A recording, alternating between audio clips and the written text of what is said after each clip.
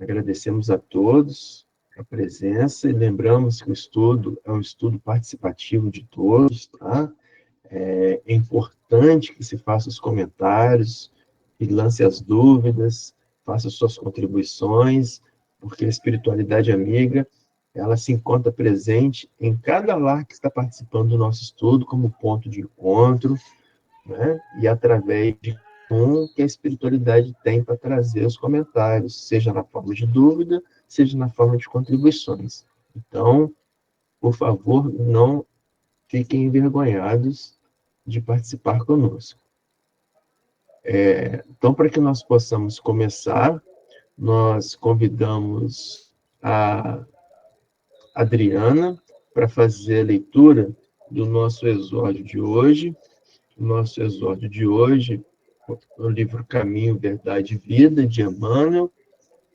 Hoje, o exórdio é o capítulo 161 desse livro, que se encontra na página 337, intitulado Como Aproveitemos. Antes disso, eu vou falar a mensagem que é do dia 26 de março, de nossa agenda, né?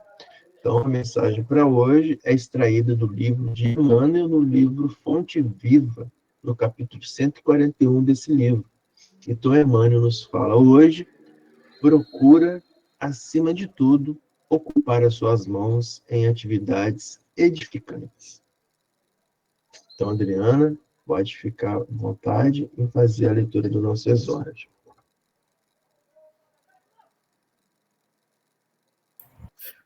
Boa noite a todos.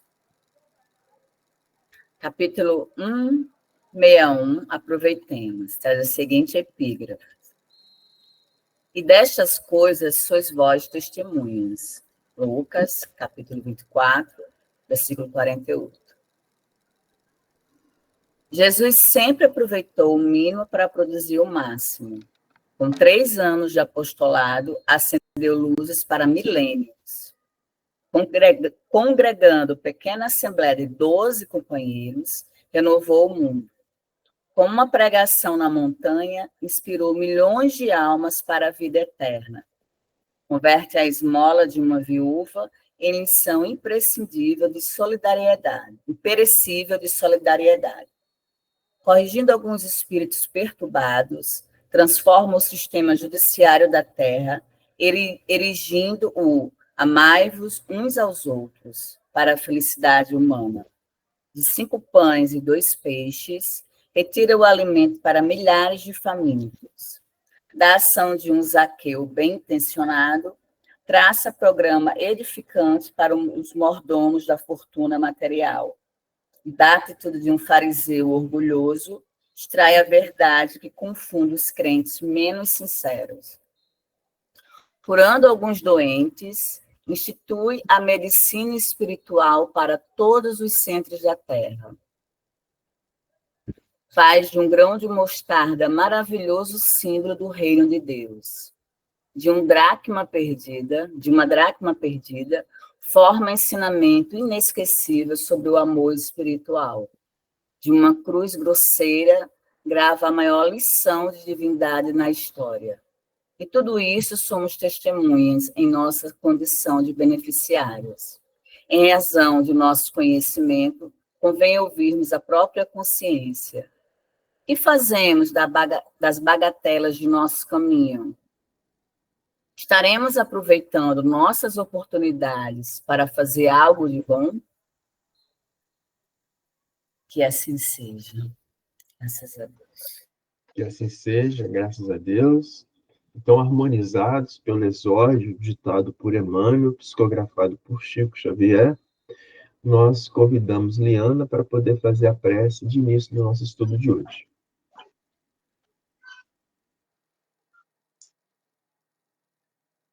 Vamos mentalizar o nosso amado Mestre Jesus. E vamos expor tudo que vem dentro de nosso coração. Amado Mestre, mais uma vez nos encontramos uma grande oportunidade e aumentarmos o nosso conhecimento de tuas lições de amor, de paz, de caridade. Quantas lições nos trouxestes aqui na terra? Plantaste todas as sementes do bem. E ainda hoje continuamos buscando que neste momento possamos compreender ainda melhor do que já compreendemos as lições que tu trouxeste.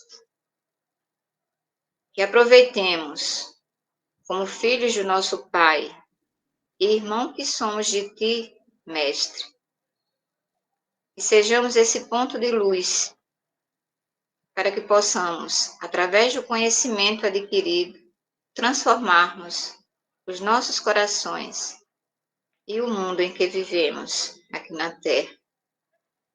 Que tua luz esteja sobre todas as nossas discussões do nosso estudo de hoje. E que de cada palavra, de cada lição aqui, possamos aproveitar para sermos melhores do que ontem e que amanhã sejamos melhores do que hoje. Que assim seja. Que assim seja, graças a Deus. Obrigado, Liana, pela prece de início. Então, podemos continuar o nosso estudo do livro Missionários da Luz, capítulo 12, Preparação de Experiências. Então, vamos dar início ao nosso encontro de hoje. Paramos na página 168, do livro que está aqui comigo. Seria o parágrafo que começa: identificando minha dificuldade para compreender-lhe o ensinamento de maneira integral. Pergunto se todos acharam. Ok? Tá. Então, vamos lá. Então, estamos continuando a conversa entre Alexandre e André Luiz e a visita ao Ministério do Planejamento Reencarnacional. Então, vamos lá. Identificando minha dificuldade para compreender-lhe o ensinamento de maneira integral, meu orientador voltou a dizer: embora na condição de médico, então está conversando com o seu orientador, Alexandre, embora na condição de médico do mundo, acredito que você não tenha sido completamente estranho aos assuntos do Evangelho. Então, Alexandre conversando com André Luiz. E André Luiz responde: sim, retruquei, tenho as minhas recordações nesse sentido. Pois bem, o próprio Jesus nos deixou material de pensamento para o assunto em exame, quando nos asseverou que, se a nossa mão ou os nossos olhos forem motivos de escândalo, deveriam ser cortados ao penetrarmos no templo da vida. Então, aqui é interessante nós lembrarmos que eles estão procurando o auxílio a Segismundo. Então, Segismundo, ele cometeu um deslize quando encarnado, ele se apaixonara, assassinara o amado da pessoa que ele se apaixonara e causou com isso um grande distúrbio entre ele e esse casal. Então, Alexandre e André Luiz, eles estão procurando fazer o serviço de intercessão para que Segismundo pudesse, então, reencarnar, uma vez que Adelina e Raquel, que é o casal, já estão reencarnados, para que Segismundo possa reencarnar para poder resgatar esse débito que ele adquiriu no pretérito. E com relação a isso, Alexandre, ele ensina André Luiz através dos ensinamentos do próprio Cristo. Nesse momento, Alexandre, então, relembra o próprio Cristo, e ele nas próprias palavras de Alexandre, onde Jesus asseverou que se a nossa mão ou os nossos olhos fossem motivo de escândalo, deveriam ser cortados ao penetrarmos no templo da vida, né? Então, logicamente, né, devemos interpretar as mensagens do Cristo, porque nós sabemos que a mensagem do Cristo é uma mensagem extemporânea, por isso que ele ensinava por forma de parábolas e linguagem figurativa, para que aquele homem rudimentar, de 2000 anos atrás, pudesse compreender, e para que nós também, 2000 anos após, compreendêssemos melhor uma bagagem que nós possuímos, de uma forma mais avançada os ensinamentos do próprio Cristo. Então, quando Cristo diz, né, que se as nossas mãos ou os nossos olhos forem motivo de escândalo, nós deveríamos cortá-los ao penetrarmos no templo da vida, isso está escrito no capítulo 5 de Mateus, nos versículos de 29 a 30. Então, é importante a gente localizar onde que está essa mensagem. Então, essa mensagem está exatamente no sermão da montanha, o sermão das boas aventuranças do Cristo. Por isso que na leitura do Exórdio, Adriana leu para a gente a mensagem de Emmanuel, falando sobre também o sermão das boas aventuranças, no Exórdio lido pela Adriana hoje. No capítulo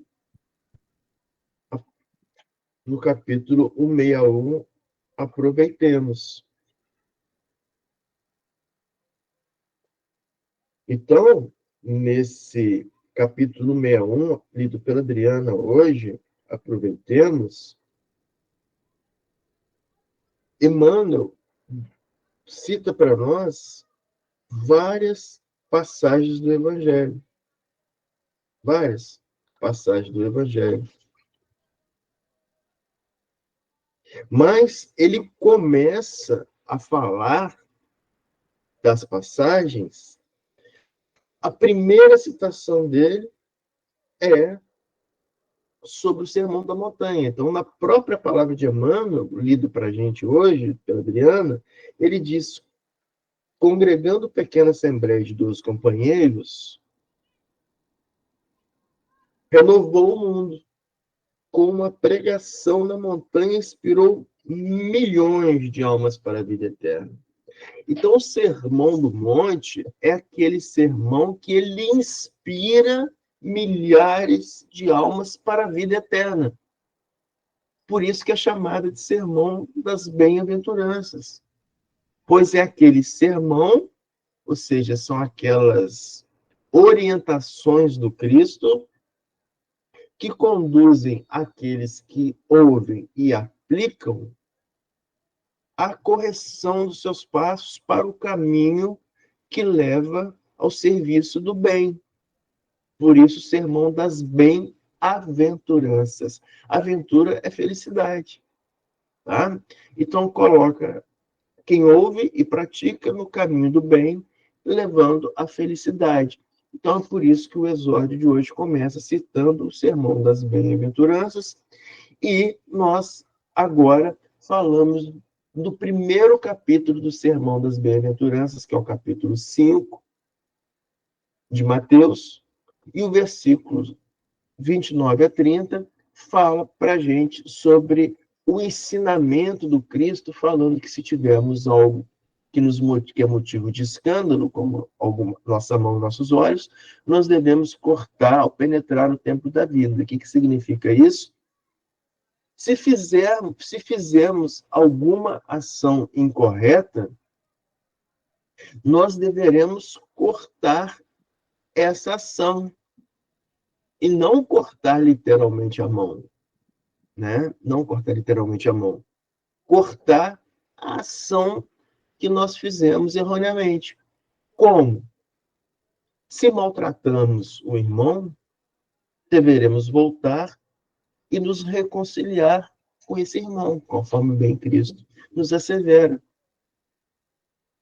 Então, nós devemos fazer isso para que possamos penetrar no templo da vida. Né?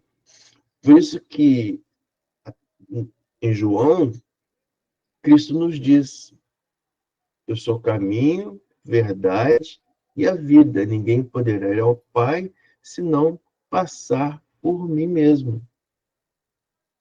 Quem realiza o que eu digo terá vida eterna e vida em abundância. Então, penetrar no templo da vida é penetrar nessa vida em abundância de felicidade. Que a mensagem do Cristo é para que nós possamos ser felizes. A alma se eleva em função da felicidade, porque quando nós somos felizes, nós não ficamos leve, coração leve. Então, é esse sentimento de leveza que permite a ascensão. Então, o caminho da bem-aventurança, ou seja, o caminho do trabalho para que nós possamos penetrar nesse ramo da felicidade ascensional, né? Aquela felicidade que leva à ascensão, é essa felicidade desencadeada pelo trabalho ao bem, pelo trabalho ao próximo. Né? A doutrina dos Espíritos fala isso, do trabalho, da segunda lei divina, né? Lei do trabalho. Né? Então, esse sermão da bem-aventurança, ele é dividido, conforme eu falei, já aqui no nosso encontro. Então, é interessante que o capítulo 5 de Mateus, ele começa, a primeira parte dele são os 12 primeiros versículos, como eu sempre falo, né? O início do sermão da bem-aventurança, os 12 primeiros versículos. Por que 12? Porque é o número da integralidade, da totalidade. São 12 discípulos, são 12 meses no ano, né? Então, é um número de integralidade. Então, ele faz 12 versículos. E esses 12 versículos enquadra dentro da bem-aventurança. Então, dentre esses 12 versículos, ele cita qual o caminho que nós podemos percorrer para adentrarmos no caminho da felicidade. Então, bem-aventurados os pobres em espírito, bem-aventurados os aflitos, né? Então, são 12 versículos. Depois, a segunda parte fala sobre o sal e luz. Ou seja, o que ele diz para a gente no sermão, nesse capítulo 5 do Mateus? Ele nos indica o caminho da felicidade, depois ressalta a nossa importância reencarnacional, né? A nossa importância de estarmos aqui reencarnados, sendo o sal da terra, né? O sal, a importância, né, do sal naquela época, o sal era mais importante que o ouro, porque o sal era utilizado para conservar a carne, conservar os alimentos, né? Porque não existia geladeira naquela época. Então, salgava-se a carne para que a carne não estragasse, senão não teria comida abastecida para todos. Então, o sol era muito importante. Então, por isso que Cristo fala no Sermão das Boas-Aventuranças, na segunda parte, dizendo que vós sois o sol da terra. A importância da terra, né? Do planeta Terra é para nós nos desenvolvermos, nos melhorarmos. Além do sol, nós somos a luz do mundo. Por quê? Porque produzindo trabalho no bem, nós nos iluminamos e iluminamos aquele que conosco convive. Por isso nós somos o sol da terra, a luz do mundo. A terceira parte do capítulo 5 do Sermão das Montanhas, das Bem-aventuranças, fala sobre o cumprimento da lei. Ou seja, ele nos mostra o caminho da felicidade, nos mostra a nossa importância, mas diz que é necessário nós cumpramos a lei trazida por Moisés, os mandamentos. E nos lembra de alguns pontos em que nós cometemos o extravio dos mandamentos, como, por exemplo, o assassinato, adultério, tudo isso dentro do Sermão das Boas-aventuranças. Então, ele continua, depois do cumprimento da lei, falando sobre assassinato, falando sobre adultério. Depois, quando ele fala sobre isso, falando sobre adultério, é que entra essa parte do capítulo 5, nos versículos de 29 a 30. Mas, para isso, vamos relembrar o que fala no versículo 27. Então, segue toda essa esquematização para ele lembrar a nós no versículo 27 que vocês ouviram o que foi dito, não adulterarás. Ou seja, Cristo fala sobre o cumprimento da lei, o assassinato e, por último, o adultério. E ele relembra da lei de mosaica, a lei de Moisés. Está escrito na lei, não adulterarás. Mas eu digo, qualquer um que olhar para uma mulher e desejá-la, já cometeu adultério com ela e no seu coração. O que ele está falando com isso? Né? Se nós... Ele dá o exemplo do adultério, gente, mas é o modus operandi de vida nosso. Se nós nos propusermos a seguir algo, se nós nos propusermos a fazer algo no caminho do bem, um compromisso no caminho do bem é um compromisso com Deus, um compromisso com a espiritualidade, seja qual compromisso seja. Eu me determino nas quartas-feiras estar ali em momento fixado para poder fazer o estudo de Cristo, fazer o estudo da doutrina, para tentarmos nos melhorar. É um compromisso. Eu me comprometo a ter um parceiro ou uma parceira ao meu lado que eu vou respeitá-lo. Eu vou respeitá-la. Então, é um compromisso. Todo compromisso assumido em função do bem, do caminho correto, é um compromisso divino. E quando nós desviamos desse compromisso é o adultério. Adulterar significa alterar aquilo que foi comprometido. Isso que é adulterar. Então, quando nós adulteramos, quando nós extraviamos daquilo que foi combinado com a divindade, quando nós fazemos esse extravio, nós cometemos esse extravio através, por exemplo, de nossa mão, construindo algo que extrapola aquele caminho correto. Então, nós devemos cortar isso que nos fez desviar. Então, esse cortar significa lançar fora aquela posição errônea que eu tomei e voltar para a posição correta. Então, se eu olho para onde não agrada o meu compromisso do bem, então arrancar fora a minha vista é retomar a minha visão para o caminho correto. Retirar a vista daquele local extraviado que eu estou olhando. Por exemplo, vários irmãos nossos estão, nesse momento, tendo a má influência de irmãozinhos espirituais desavisados, não conhecedores, estão obsediando esses nossos irmãozinhos, fazendo com que eles olhem, por exemplo, para o caminho das drogas. Que eles vertam o olhar para o caminho das drogas. Então vem Cristo nos dizendo, arranque fora, ou seja, arranque fora esse desvio do olhar e volte ao caminho correto. Existem vários irmãozinhos que estão sendo obsediados a olhar para o caminho do roubo, do assassinato. Então, arranque fora esse olhar e volte esse olhar para o caminho correto. Então, é isso que o Cristo está falando para nós, para que nós possamos orar e vigiar constantemente. voltando sempre a visão para o lado do bem e do compromisso assumido com a divindade. Então, por isso que ele fala. Mas eu digo, qualquer um que olhar para uma mulher e desejar, ou seja, ele está representando esse olhar desviado para um compromisso que foi estabelecido. Então, já cometeu adultério, ou seja, se eu tive já aquele desvio de olhar, eu já adulterei. Ou seja, se eu olhei com atenção para o caminho do crime, eu já adulterei.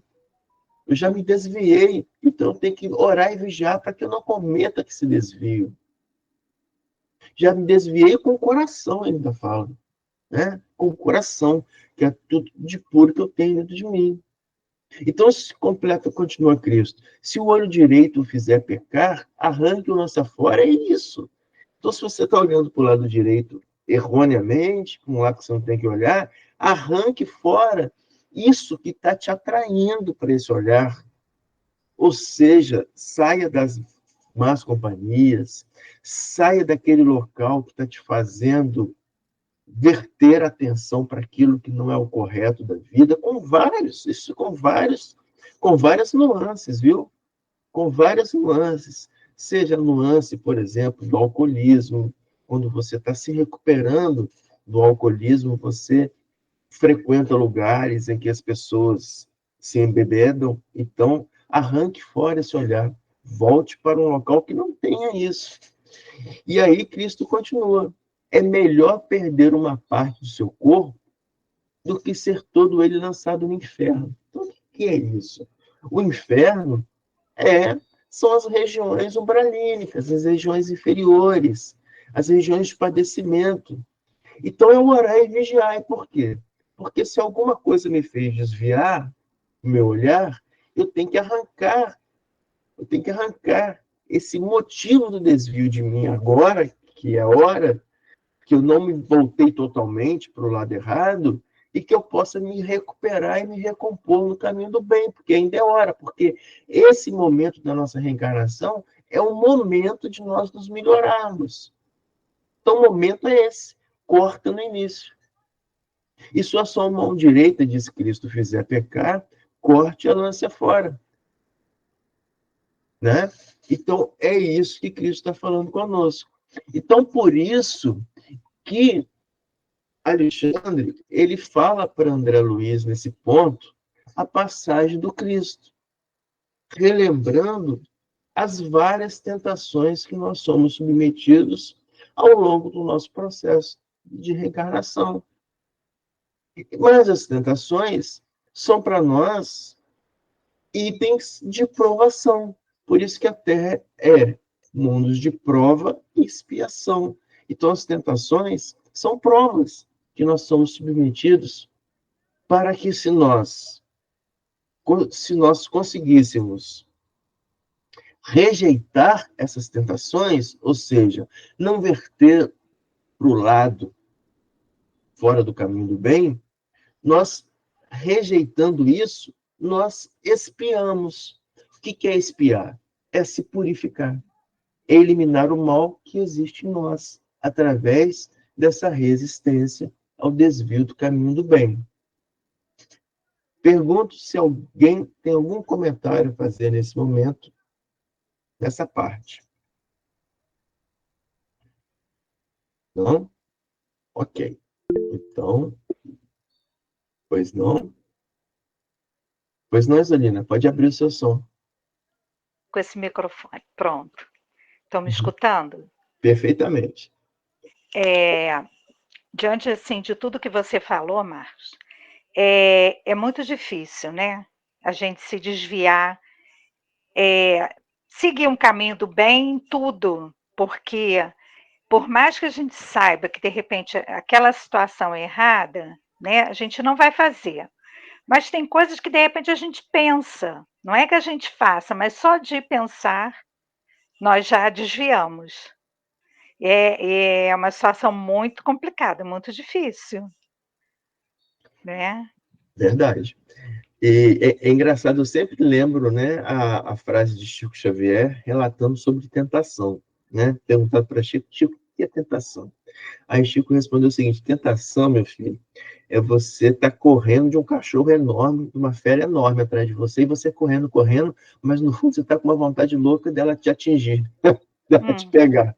Então, tentação é isso, né? São as provas, né? São as provas.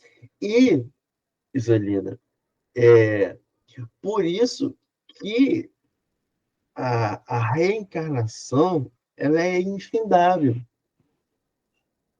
Nós temos que reencarnar infinitas vezes para que nós possamos nos melhorar um pouquinho. Então, o objetivo de hoje é nós melhorarmos um pouquinho.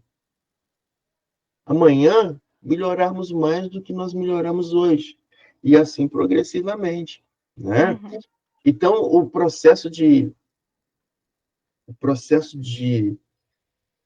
autocura, de automelhoramento, de autoaperfeiçoamento, é um processo longo de lapidar várias arestas que nós temos para lapidar. E começamos a lapidar qual? As arestas mais fininhas ou aquelas pontas grosseiras? As pontas grosseiras, né? Aquilo que é mais agressivo em nós, né?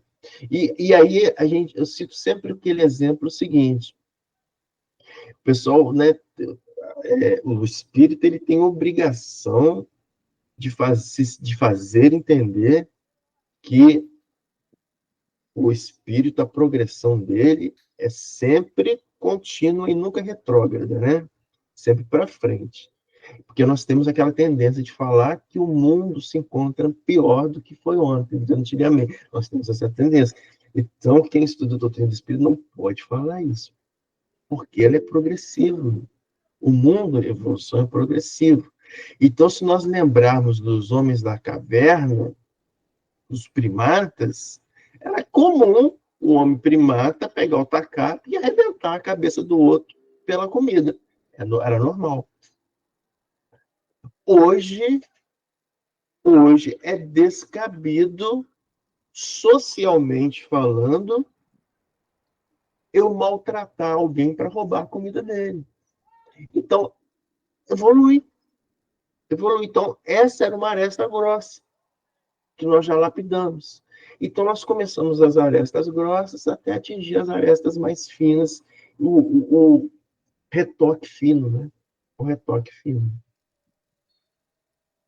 Ok? Pois não, Kedma? Pode abrir o seu som. Olá, boa tarde, boa noite, né, gente? Boa noite. Tudo bem?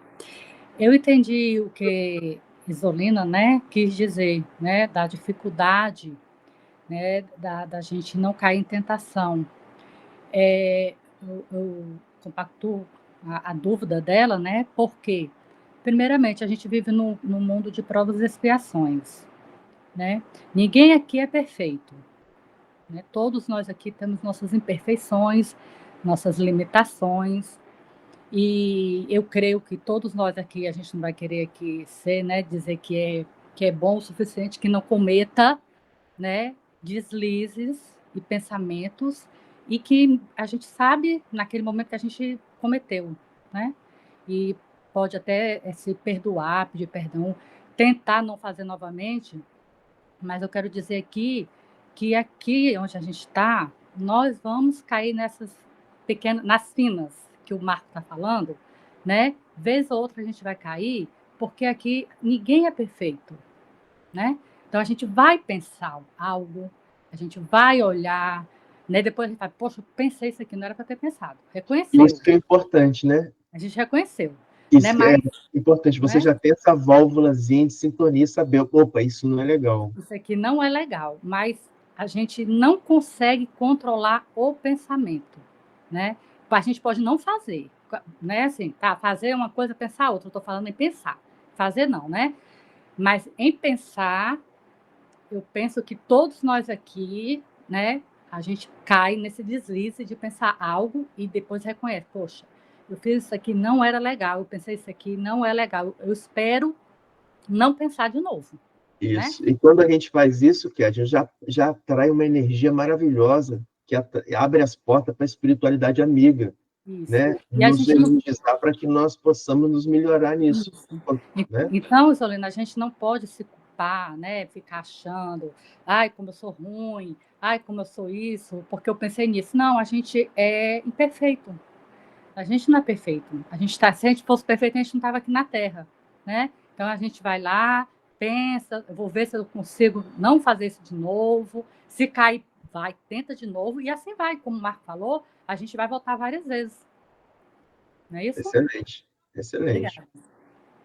Muito bem, obrigado pelos comentários. Alguém quer fazer algum comentário? Pois não, Liana, pode abrir o seu som.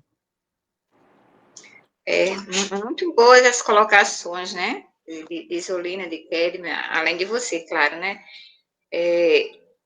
Essa necessidade que a gente tem de vigiar constantemente, né?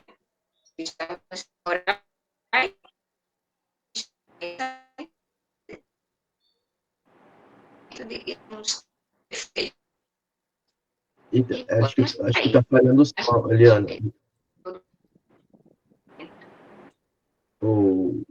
Adriano, está falhando o som da Liana, não está?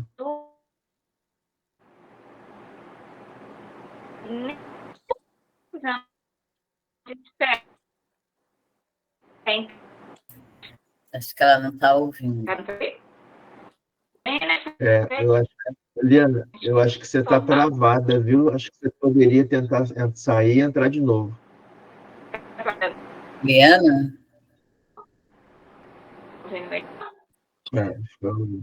Não, ela não está ouvindo, ela não está conseguindo. Ela não está ouvindo a gente, está sem retorno. E agora, está conseguindo ou está travando o som? Continua travando? Acho que agora parece que melhorou, viu? Não, parece que melhorou.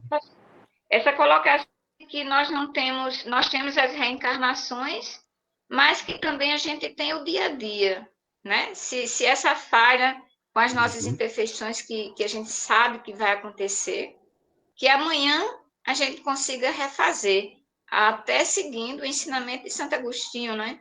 Ao deitar todas as noites, examinar a consciência, rever tudo que fez durante o dia, o que foi bom e aquilo que não foi, amanhã não repetir.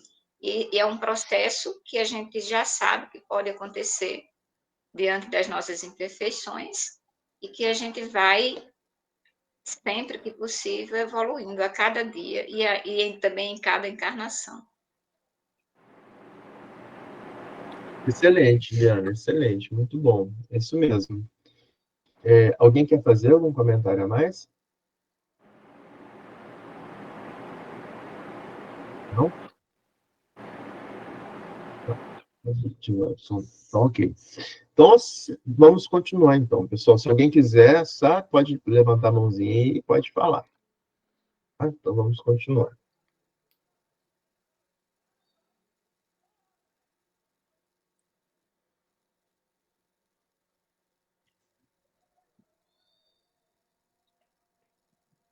Então, continuando, compete-nos a transferir a imagem literal para a interpretação simples do espírito. Então, Alexandre está falando para André Luiz como interpretar, né, essa mensagem do Cristo. Se já falamos muitas vezes em experiência de autoridade, da riqueza, da beleza física, da inteligência, não seria lógico receber idêntica oportunidade de trabalhos certificadores, né? Então, se nós recebemos hoje, na atual encarnação, todos, né, um corpo perfeito, que goza de todas as perfeições, que goza de uma visão aguçada para podermos observar as belezas infindáveis da vida, como os vários ensinamentos da natureza, né, com suas lições maravilhosas e belezas extraordinárias. Então, se nós temos essa visão e nós não utilizamos para o bem, se nós não utilizamos para verter para as maravilhas divinas da nossa vida e nos darmos graças a tudo que nós vemos, né?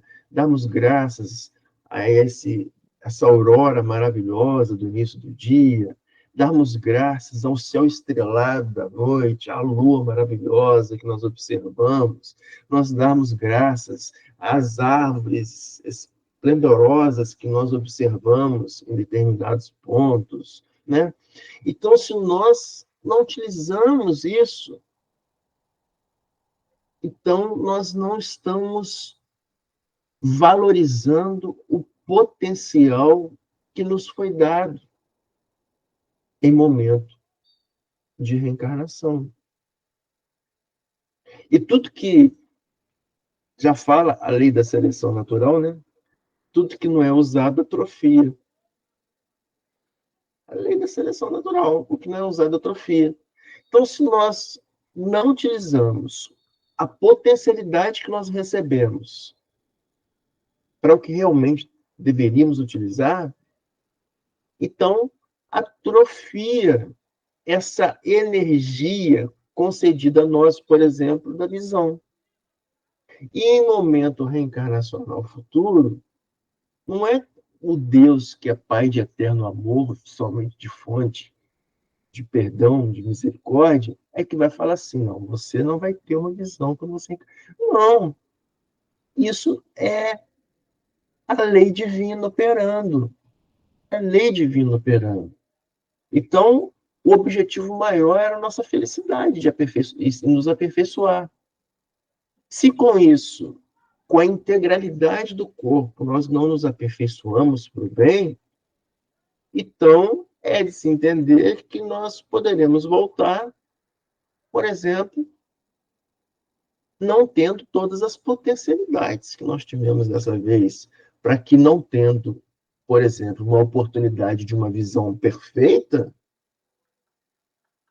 eu consiga internalizar no meu espírito a importância de ter uma vista maravilhosa, para que eu pudesse observar tudo de belo na vida que eu não estou conseguindo aproveitar naquele momento. Então, é a lei divina. É o modelo matemático da lei divina, né? Então, vamos continuar. Então, se já falimos muitas vezes em experiência de autoridade, riqueza, beleza física, não seria ilógico receber idêntica oportunidade nos trabalhos edificadores. Compreendera claramente onde Alexandre, que é o instrutor espiritual de André Luiz nesse livro, pretendia chegar com seus esclarecimentos amigos. É para a regulamentação de semelhantes serviços que funciona em nossa coluna espiritual, por exemplo, diz Alexandre, o planejamento das reencarnações, onde você terá a ocasião de recolher ensinamentos preciosos. Então, o planejamento das reencarnações é a oportunidade de recolher ensinamentos preciosos. Por quê? Porque é no planejamento das reencarnações que vai tirar o véu que cobre a nossa vista e nós vamos enxergar tudo que nos fora oportunizado na nossa encarnação anterior e nós não aproveitamos de forma correta. E quando tira esse véu da nossa vista, nós observamos tudo isso, nós choramos pela oportunidade perdida. E nós pedimos para poder voltar, mas para voltar em condições que me faça sentir inconscientemente a necessidade oportuna de aproveitar aquilo que eu estou tendo dificuldade em ter. Então, se eu fui belo numa encarnação anterior, eu peço para voltar destituído de beleza, porque eu usurpei da oportunidade da beleza física, vertendo a minha beleza física só para fazer coisas que me prejudicassem espiritualmente.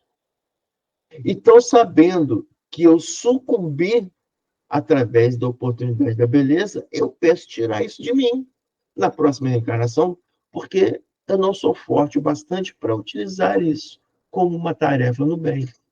Então, é assim que funciona a legislação da reencarnação. é para nossa própria correção e melhoramento. Por isso que Kardec, ele lança em 1857 o primeiro livro da codificação, que é o Livro dos Espíritos, e ele ensina no capítulo, na primeira parte do livro, das características gerais, né? Fala sobre Deus, sobre tudo, para que nós possamos, na segunda parte do Livro dos Espíritos, que é dividido em 4, na segunda parte entendermos, então, do mundo dos espíritos. E no mundo dos espíritos, Kardec didaticamente nos ensina o que acontece no mundo dos espíritos, e no capítulo 4, ele chama o capítulo 4 de pluralidade das existências. Então, no capítulo 4, ele vai falar sobre isso, sobre as reencarnações sucessivas.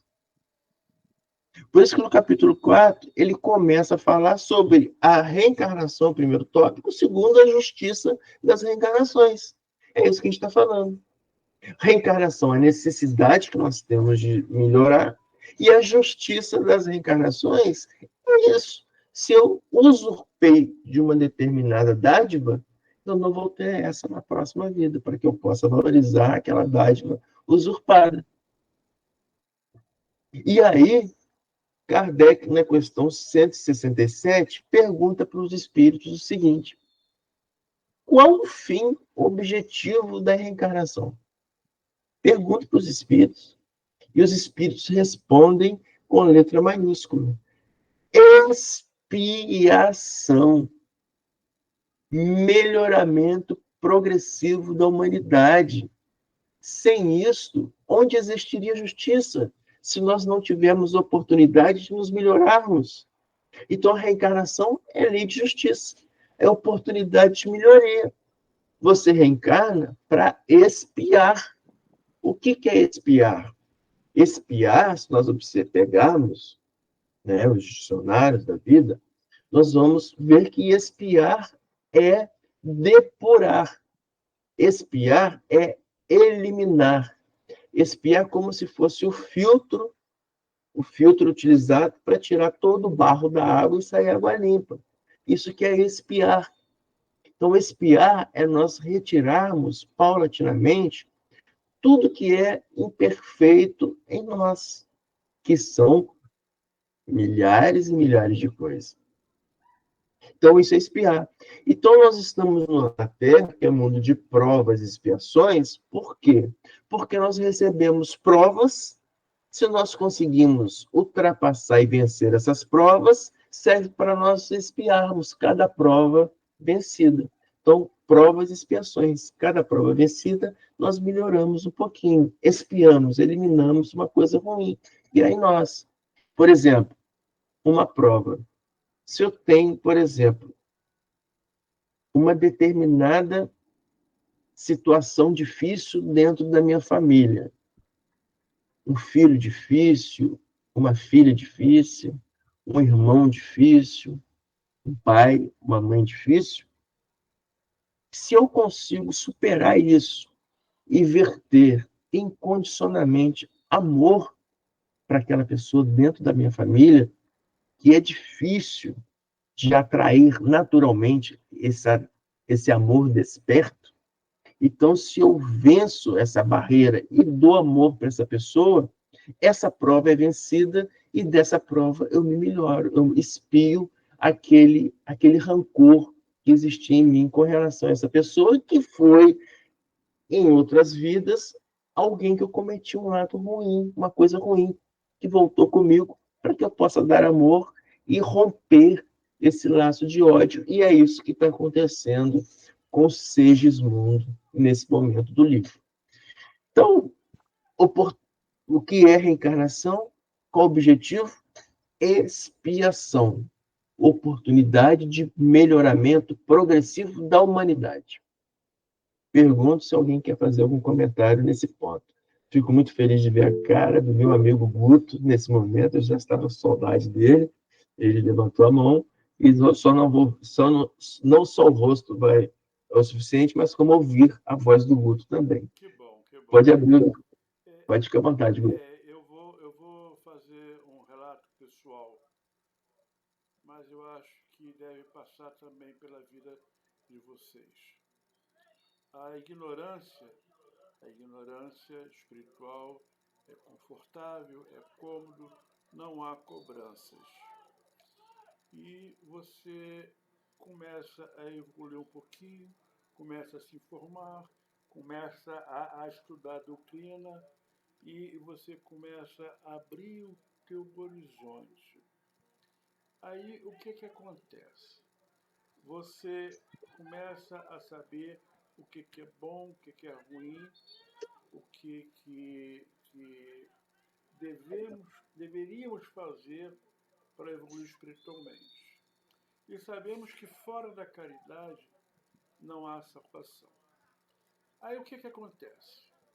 A gente vai estudando, vai aprendendo um pouquinho, vai tendo um pouco de conhecimento, mas fazemos muito pouco em prol do próximo. Tá?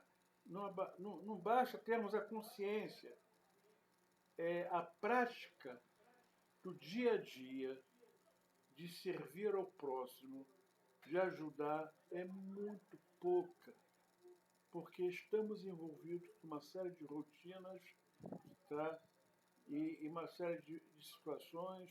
Às vezes é o cansaço da vida que você carrega já com uma certa idade e você acaba deixando, tá, de praticar aquilo que mais belo existe, que é ajudar o próximo.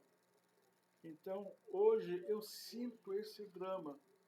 Eu sei que hoje eu estou um pouquinho melhor do que há 7 anos atrás, mas tudo que eu consegui aprender, melhorar, tá, que ainda é muito pouco, ainda não foi o suficiente para me tirar da minha inércia, da minha vida, em prol do próximo.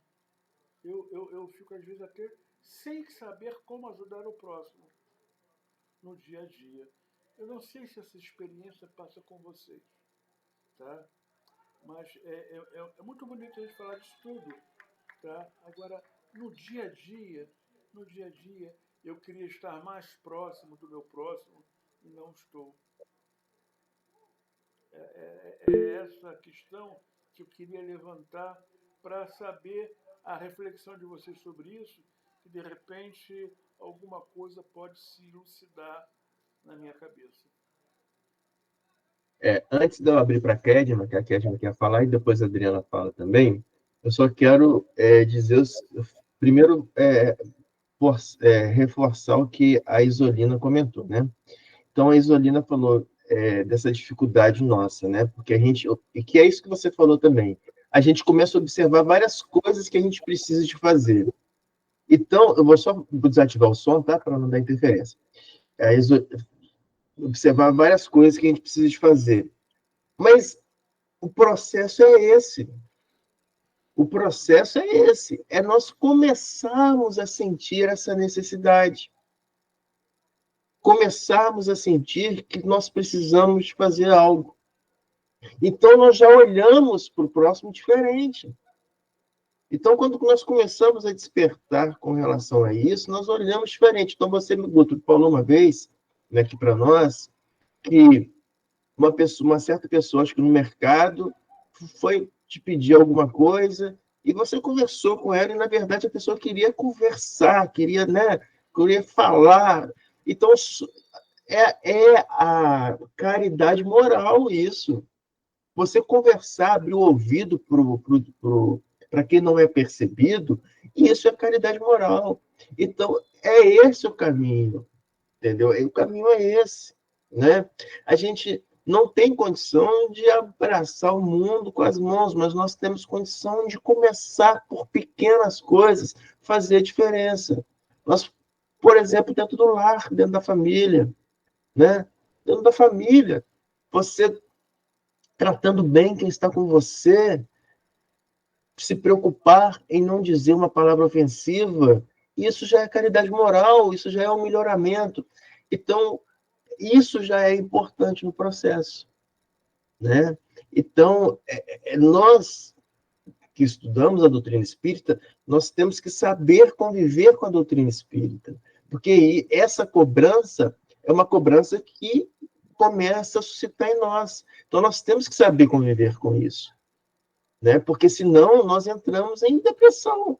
Assim, poxa, tanta coisa para fazer, eu não consigo fazer nada do que eu queria, né? Então, nós temos que entender isso, que nós estamos começando, nós estamos encaminhando, e só de ter esse pensamento, pequenas coisas nós já vamos mudando no nosso dia inconscientemente. Inconscientemente, né? Ok, então agora eu vou abrir para a Kedma. Bom, eu entendi o que o Hugo José, né, pensa, mas eu queria, assim, falar uma coisa que espero que vocês não me entendam como uma coisa egoísta. Se for, Marco, você me corrija, né? É um pensamento que eu tenho na questão de ajudar o próximo, né? Estudo de uma palavra, de um conselho, não só a questão financeira, né? Ajudar, a gente tem várias formas de ajudar, até não ajudando. Porque existem determinados tipos de pessoas que sugam a gente. De tanto que a gente fica ajudando, a gente começa a ser, entre aspas, vampirizado por determinados tipos de pessoas que fica naquele vitimismo e você não consegue identificar e fica tentando ajudar. E, às vezes, aquela pessoa precisa passar por aquilo e a gente está querendo resolver por ela. Então, eu penso que, às vezes, tem momentos que a gente também tem que saber fazer uma análise bem correta de pensar assim, deixa aquela pessoa resolver o abacaxi dela sozinho, porque eu vou atrapalhar. Ela precisa crescer. Está entendendo o contexto assim, geral que eu estou falando, sabe? Não é uma coisa assim, pontual.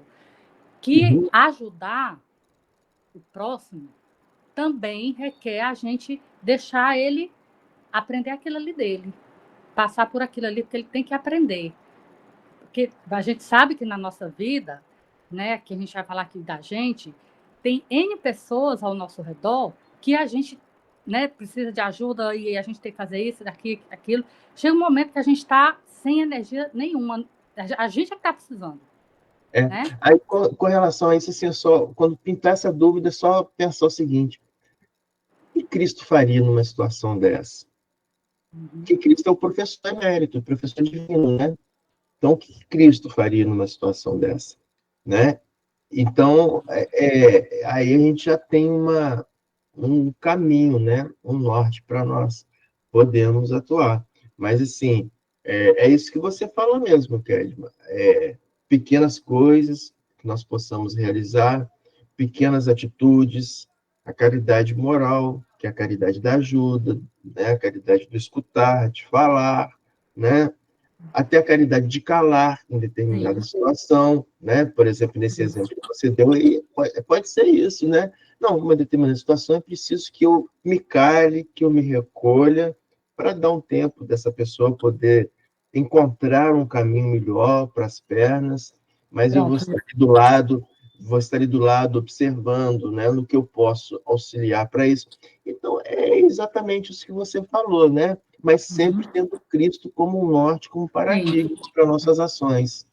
Eu quis deixar bem claro que não era questão egoísta. Era só um ponto de vista assim, não é que você vai fazer isso por mal, é porque você percebe que tem momentos que tem determinadas pessoas que a gente tem que deixar ela resolver, ela pensar por ela, né? E a gente ficar observando, porque às vezes a gente atropela, né? Vai tentar ajudar e aquela pessoa começa a ficar dependente de você, de tanto que você só fica ajudando, e ela mesma não se ajuda. Assim, eu estou falando que vocês não me entendam mal, assim, né? Sim, Não estou querendo ser egoísta. Nós entendemos a mensagem, tá? Entendemos a mensagem. Aí, Adriana, você queria falar algo? Está sem o som, tá? Tá. Não, você acabou falando antes. Eu só ia falar, mas ainda posso completar o seu pensamento. Quando a gente fala no próximo, bem Marcos ilustrou, a gente pensa assim, muito assim, em terceiro, né? Aquele carente, aquele necessitado, Mas o próximo é aquela pessoa que está próxima da gente, a nossa família, como bem Marcos falou, no nosso trabalho, é aquele amigo difícil que a gente precisa ter a caridade com ele, né? Os nossos vizinhos. Agora, você me fez rir um pouquinho por dentro quando você disse que, ai, mas eu não faço nada. Como assim? Como você não faz nada? Só aqui para o nosso grupo pequeno, você criou um canal no YouTube com dezenas e dezenas de obras da literatura espírita. Quantas pessoas você não está ajudando? Quantas pessoas você não está ajudando? Quantas pessoas você irá ajudar que vão ter acesso àquele canal do YouTube? Então, o trabalho que você fez, que você faz, ele é grandioso. Então, você está ajudando, sim. Você Só para tá informar aqueles que não sabem, né? O Guto é o nosso... Quem mantém o canal do YouTube, lança tudo fazer lá. a gravação, né? Fazer a gravação, ter o maior trabalho de editar, de colocar lá. Isso é um trabalho, Guto. São pessoas que você não conhece, mas que você está ajudando ao próximo. Só Excelente. queria falar isso para você. Pois não, Isolina. Obrigado. Eu só faço a função de um bibliotecário em pôr à disposição das pessoas aquilo que poderia ajudar elas. Mas elas têm que ter a decisão de vir buscar. Eu não posso fazer isso por elas. Você falou que você é um bibliotecário, né? Quantos médicos, engenheiros, arquitetos um bibliotecário não ajudou a formar, né? Verdade. Então é por aí. Pois não, Isolina? Então, até complementando o que a Adriana e a Kedma falaram, em relação assim à ajuda, né, que a gente dá ao outro. Só até para reforçar o que a Adriana falou, muitas vezes a gente é voluntário em alguma coisa, né, como o José em ter essa biblioteca virtual, e a gente não se dá conta da quantidade de pessoas que a gente está ajudando, que a gente está modificando a vida, modificando o pensar, né. Um exemplo pessoal meu, eu sou voluntária num grupo escoteiro. Eu lido com crianças de 7 a 11 anos de idade. E eu não tinha noção, quando eu entrei no grupo escoteiro, eu não tinha noção da grandiosidade que é o movimento. E lá todos nós somos voluntários, ninguém recebe R$ 1 para estar ali, né. Aí, quando eu comecei a encontrar com os jovens que passaram pela alcateia, né, jovens acima de 11 anos, que encontrava comigo: "Oi, chefe, tudo bom? Não sei o quê", me abraça. "Nossa, você não sabe como que foi importante a época que eu estive com vocês na alcateia". Aí falando da importância daquilo tudo que ele aprendeu na alcateia, ele levou para a vida dele. E eu tenho exemplo aqui em casa das minhas filhas também, que são escoteiras, e vejo como que é, assim, o comportamento delas na escola, o comportamento com o outro. E também, assim como o José, eu também não tinha noção disso, eu só fui ver isso depois. Então, assim, às vezes a gente dá uma ajuda, tem um trabalho e não tem assim, a dimensão que aquilo alcança. Né. Então, por mais que a gente ache que faça pouco, a gente não está fazendo pouco, a gente está fazendo muito, e é o nosso muito naquele momento. Para frente, a gente pode estar fazendo, né, que a gente sempre pede que amanhã eu seja melhor do que hoje. Amanhã pode ser que eu seja melhor ainda, né. E em relação ao que a Kedma falou em relação à ajuda, eh, existem situações que, vamos dizer assim, a pessoa que é ajudada, ela se aproveita da gente. Existem essas situações. E a gente, às vezes, fica muito mobilizada com a carência do outro, que custa perceber isso. E isso já aconteceu comigo e eu só fui saber muito tempo depois, que a pessoa usava da nossa boa vontade, assim, a boa vontade da família de ajudar, e assim, não deu valor, né. E isso acontece. Mas, embora assim, na época eu tenha ficado muito chateada que aquilo tenha acontecido, que eu me deixei enganar e tudo, hoje em dia eu penso assim, eu fiz o que eu achei que era certo. Eu ajudei a família, ajudei as crianças. Se a responsável por aquela família não soube aproveitar a situação, não soube aproveitar a ajuda, aí já não cabe a mim, né? Eu fiz o meu melhor, eu ajudei, mas o outro não soube aproveitar da forma correta, né? E é isso. Isso é verdade, né? E Madre Teresa, né, falava, né? Na verdade, não é entre eu e o próximo, é entre mim e Deus, É, né?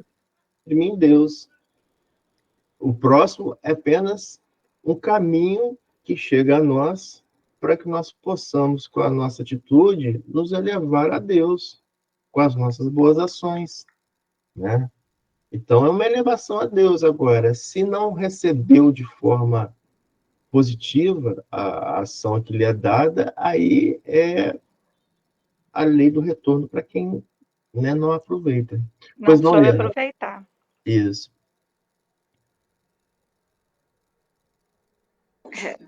Estão me ouvindo bem? Sim, Agora tá, né? agora tá. A gente percebe que a nossa preocupação nesse momento, a partir da colocação de Guto, né, é o como. Nós temos aquela consciência que precisamos fazer algo pelo próximo, não sabemos como fazer isso. E todas as colocações aí foram maravilhosas, né? Partindo, inclusive, da vontade de fazer um trabalho voluntário, por exemplo, né? De buscar como é que nós podemos ajudar de alguma forma, reforçando aí uma palavra amiga, né? Uma palavra de apoio, nem que seja só para ouvir, e não falar nada, mas ouvir uma pessoa que esteja precisando da gente. Financeiramente também, quando a gente faz uma doação, mesmo mensalmente, para uma instituição que a gente conhece, né, que é para ajudar pessoas necessitadas. Mas eu queria chamar a atenção aqui também, uma oportunidade que eu vejo dessa forma, é que nós podemos fazer, né? Podemos fazer muito, desde que tenhamos consciência disso, em relação mesmo ao trabalho remunerado. A nossa profissão, que faz parte da sociedade, nós temos a lei da sociedade, nós estamos aqui não para ganhar um dinheiro para nos sustentar, nós fazemos isso por necessidade. Mas eu acredito que o fator principal dessa lei é o trabalho, naquele sentido de ajudar o próximo. Então, eu sou professora, eu tenho meu salário, mas a maneira como eu pratico a minha profissão é que vai fazer diferença, né? Quando sendo professora, tenho aquela consciência de que aqueles alunos estão recebendo um ensinamento e que aquilo pode transformar vidas. Um médico que salva tantas vidas pelo conhecimento adquirido, que tem esse trabalho social, mesmo remunerado, mas que tenha, por exemplo, a sensibilidade de que se encontrar alguém precisando de sua ajuda e que não possa pagar, que haja possibilidade no momento daquele fazer o bem, né, sem o interesse financeiro. Então, cada profissão, seja ela qual for, aquela que é prestigiada socialmente ou não, a gente saiba reconhecer, por exemplo, um gari, que muita gente acha que é uma profissão sem valor social, mas quando a gente para pensar que é ele que vai limpar a rua para que a gente passe, né? Só Olha quando a grande acontece o algum trabalho que problema com a ele está coleta, né? fazendo para ajudar as pessoas, mesmo que seja um trabalho socialmente remunerado. Só o fato de termos uma profissão e essa consciência, essa vontade de que o outro é nosso irmão, nós já conseguimos fazer alguma coisa, né? E sempre pensar em buscar novas oportunidades, porque elas aparecem. Elas aparecem assim, quando a gente menos espera, né? É só essa questão do trabalho remunerado, que dependendo como encaramos, ele se transforma numa oportunidade grandiosa para ajudar o próximo. É muito bem, Liana. É verdade isso mesmo, né? Toda oportunidade que nós temos de fazer algo de bom para o próximo, ela é muito bem-vinda. Sobretudo, por exemplo, se você está no seu trabalho remunerado, como a Eliana disse, né? Mas, poxa, eu sou um bancário, só o fato de você receber as pessoas bem já é o a mais. Receber bem, receber com um sorriso nos lábios, ser atencioso para aquele problema que a pessoa está chegando para te procurar, e isso já é trabalhar o bem, né? Já é trabalhar o bem. O gari, como exemplo dado pela Eliana, né?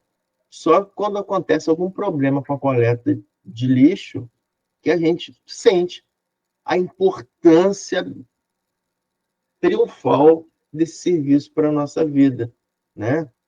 E aí, por exemplo, vou dar, também no serviço de gari, a pessoa pode trabalhar como gari e correr, pegar os lixos e tal. Agora, pode fazer esse trabalho também e atencioso, olhando quem está perto, sorrindo, brincando.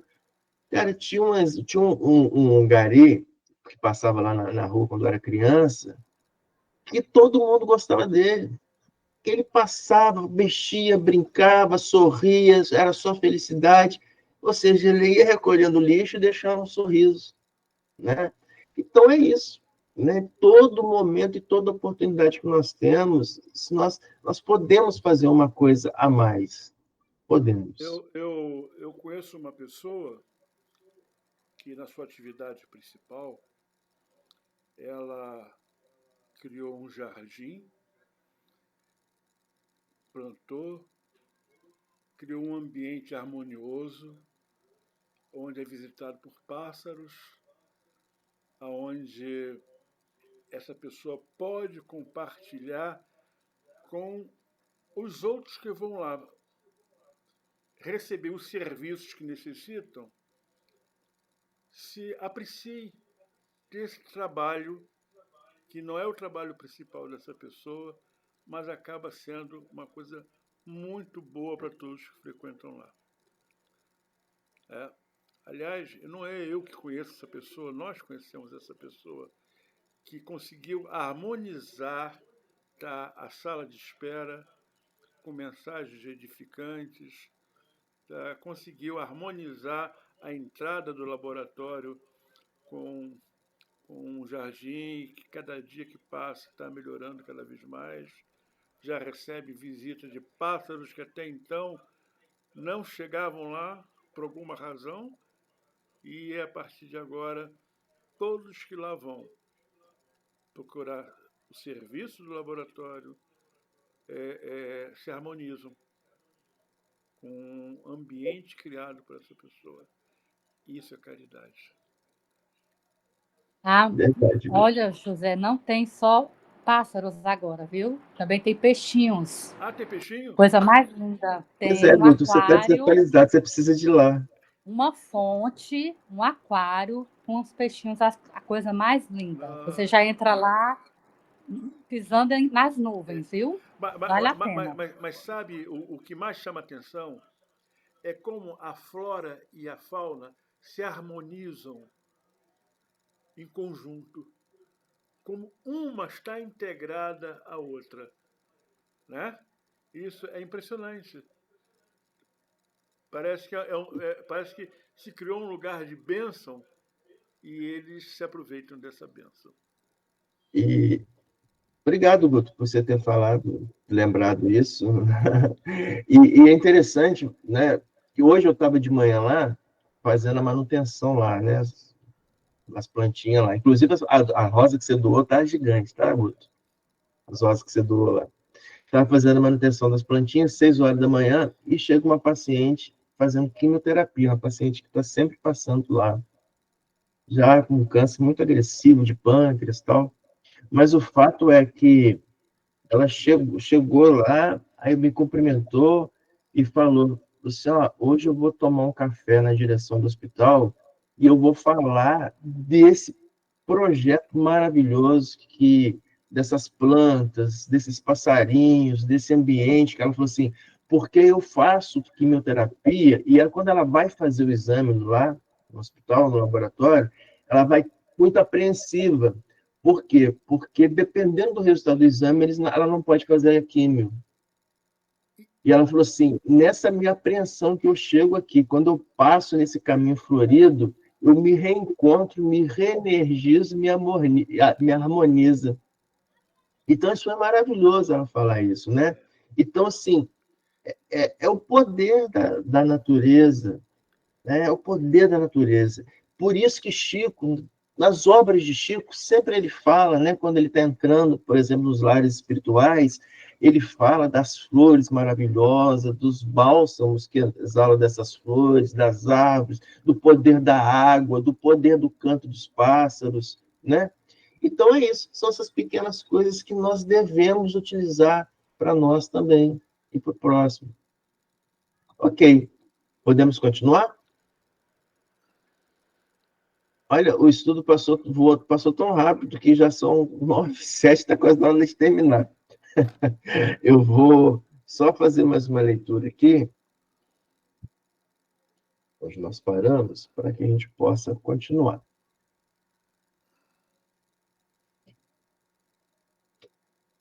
Então,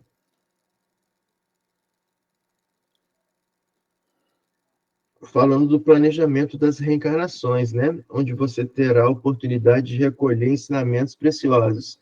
Então, bacana, né? Isso que nós todos colocamos aqui, né? Então, são ensinamentos que nós estamos recolhendo dessa reencarnação, né?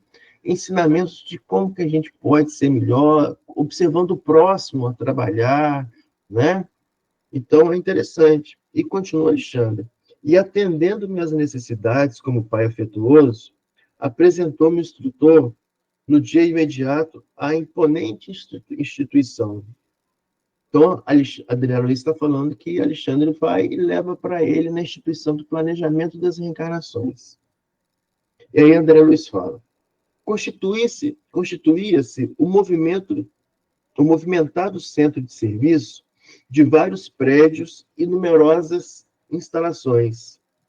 Aí, olha só, lá no planejamento das reencarnações, na colônia espiritual, e André Luiz fazendo questão de mencionar para a gente, árvores acolhedoras enfileiravam-se através de extensos jardins. Então, é ensinamento, gente, da espiritualidade, o acolhimento pela natureza. Então, continua. Extensos jardins, imprimindo encantador aspecto à paisagem. Reconheci logo que o Instituto se caracterizava por grande movimento. Entidades insuladas ou em pequenos grupos iam e vinham, estampado atencioso interesse na expressão fisionômica. Então, naquele Ministério das Reencarnações, planejamento das reencarnações, os trabalhadores lá, todos atenciosos, de bom semblante, apesar de exercendo o trabalho deles, de bom semblante, de semblante acolhedor. Pareciam sumamente despreocupadas de nossa presença ali, porque quando não passavam sozinhas, ao nosso lado, engolfadas em profundos pensamentos, iam em grupos afetuosos, alimentando discretas conversações. Então, né, o que nós mostrando para a gente como que nós podemos ser, né, estabelecermos sempre conversações sadias, conversações de coisas que enobrecem, que relaxam, que nos façam sorrir, né? Não dando asas ao comentário ruim, ao comentário perverso, né? Então, é sermos leves nesse aspecto, sermos leves em pensamentos. Então, é isso que André Luiz está nos mostrando. Muitos desses irmãos que passavam junto de nós empunhavam reduzidos rolos de substância semelhante ao pergaminho terrestre, relativamente aos quais não possuía eu a então mais leve notícia. Então, Alexandre vê aquelas pessoas passando, segurando pergaminhos enrolados, né? Ele não sabia do que se tratava aqueles pergaminhos. Alexandre, porém, como sempre, veio em socorro de minha estranheza, explicando bondosamente. As entidades sob os nossos olhos são trabalhadores de nossa esfera, interessados nas reencarnações próximas. Nem todos estão diretamente ligados a semelhante propósito, porque grande parte está em trabalho de intercessão, obtendo favores dessa natureza para os amigos íntimos. Ou seja, alguns atuando diretamente no planejamento reencarnatório, outros fazendo intercessão junto aos irmãos encarnados na Terra. Os rolos brancos que conduzem são pequenos mapas de formas orgânicas, elaborados por orientadores de nosso plano, especializados em conhecimentos biológicos da existência terrena. Conforme o grau de adiantamento do futuro reencarnante e de acordo com o serviço que lhe é designado no corpo carnal, é necessário estabelecer planos adequados para os fins essenciais. Então, eles fazem o planejamento desde o processo embriológico, desde a fecundação, como que vai desenvolver aquele feto, aquele embrião, como que vai nascer aquele recém-nascido, o que ele vai apresentar através das leis da hereditariedade ou não, né, que são necessários ao seu processo evolutivo na Terra. Então, é todo um trabalho mapeado da reencarnação. É um trabalho complexo. E nós, vitoriosos que somos, não podemos desmerecer um minuto a nossa vida aqui na Terra, como dádiva, como misericórdia divina para o nosso melhoramento, que é um processo altamente elaborado. E continua. E a lei da hereditariedade fisiológica? Pergunta André Luiz, né? Porque eles estão falando que eles levam pergaminhos traçando como que vai ser o embrião, como que ele vai desenvolver. André Luiz, tá, mas e a lei da hereditariedade? Onde tem o pai, a mãe faz o filho vai herdar as características do pai e da mãe. Continua André Luiz. Funciona, diz Alexandre, funciona com inalienável domínio sobre todos os setores da evolução, mas sofre naturalmente a influência de todos aqueles que alcançam qualidades superiores ao ambiente geral. Além do mais, quando o interessado em experiências novas no plano da crosta é merecedor de serviços intercessórios, as forças mais elevadas podem imprimir certas modificações à matéria dessas atividades embriológicas, determinando alterações favoráveis ao trabalho de redenção. Então, aqui vamos uma pequena parte aqui. É da lei da hereditariedade, diz André Luiz. Funciona como inalienável domínio sobre todos os seres em evolução. Ou seja, a hereditariedade é uma lei. Mas essa lei, ela sofre ação também dos manipuladores espirituais, para que se possa fazer a necessária obra de aperfeiçoamento aqui na Terra daquele espírito encarnante. Vou citar um exemplo para nós finalizarmos isso aqui, voltamos na semana que vem. Eu sempre comento aqui, a Isolina presente, é conhecedora. Eu tenho a minha irmã, que tem um filhinho especial, já com 27 anos. Arthur, maravilhoso, lindo. Eu comentei aqui. O casal, o pai e a mãe, normais, fizeram um aconselhamento genético para saber se, quando eles fossem ter filhos, poderia ter alguma recessividade de genes, alguma incompatibilidade genética que poderia gerar uma criança com comprometimento neurológico, motor, e o mapeamento genético mostrou que não, que estava tudo ok. Então, eles tiveram um filho, conceberam, a minha irmã engravidou, ficou super feliz. No momento do parto, o Arthur, que é o nenezinho, com circular de cordão, não podia ter parto normal, entrou em sofrimento fetal, demorou a anestesia, e quando Arthur nasceu, Arthur teve hipóxia cerebral prolongada e, com isso, comprometeu drasticamente a criança. Então, hoje é um menino que não tem coordenação motora, é cadeirante, não tem coordenação, não tem atividade de aprendizagem, né? É uma criança, ainda, embora com 27 anos. Ou seja, como? Se estava tudo traçado direitinho, como? A lei da hereditariedade estava perfeita, mas ele adquiriu, ele trouxe, né, essa alteração. E a gente olha, né, a história da família e a gente vê que Arthur é um ponto de luz intensa, suscitando um amor incondicional muito maior do que ele se suscitaria se ele fosse uma criança rígida, perfeita. Vocês entenderam? Como que o planejamento reencarnatório é maravilhoso? Então vem uma criança que muito provavelmente é um espírito evoluidíssimo, que pede, que abre mão da sua coordenação motora, do seu processo intelectual, para que possa, com isso, ser dependente dos pais, para que, com isso, suscite um amor incondicional. E a luz que essa mãe ganha quando ela ama incondicionalmente essa criança e se dedica integralmente para essa criança. E a luz que essa mãe não ganha com isso? Então, veja como que nas dificuldades nós evoluímos muito mais quando nós superamos, né?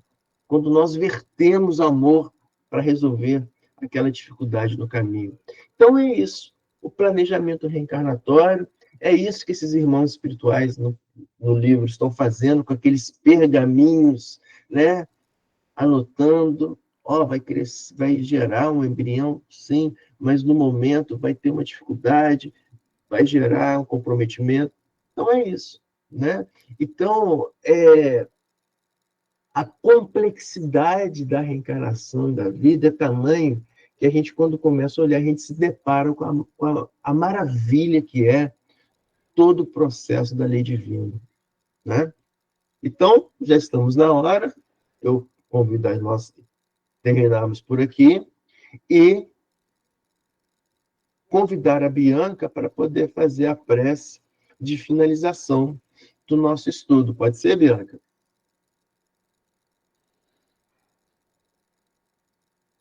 Será que a Bianca está nos ouvindo? Tô sim.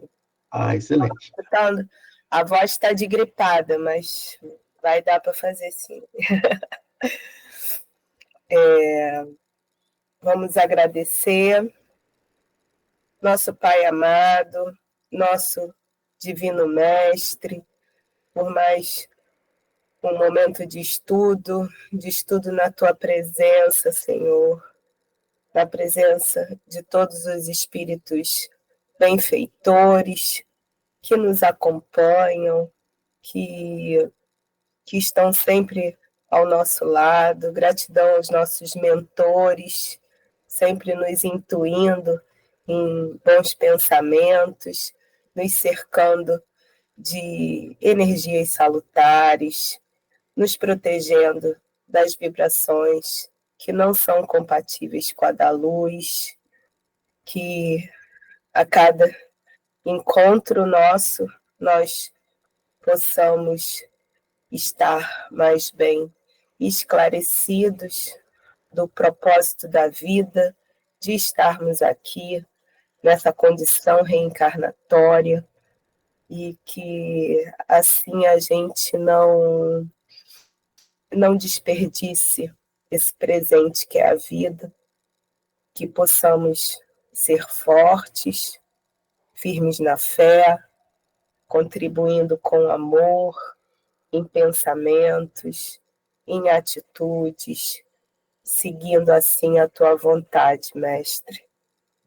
Que a força viva das virtudes que o Senhor nos ensinou, elas sejam elo para a nossa evolução íntima, evolução coletiva entre todos os povos do nosso planeta.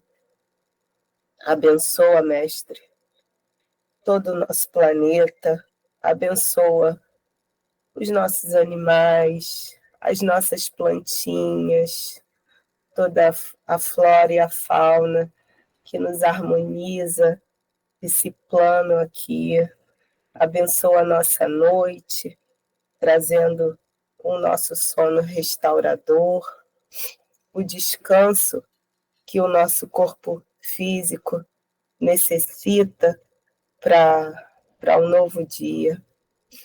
E que a cada dia que se inicia, nós possamos mentalizar a tua presença viva de São Miguel Arcanjo, nos guiando, nos protegendo.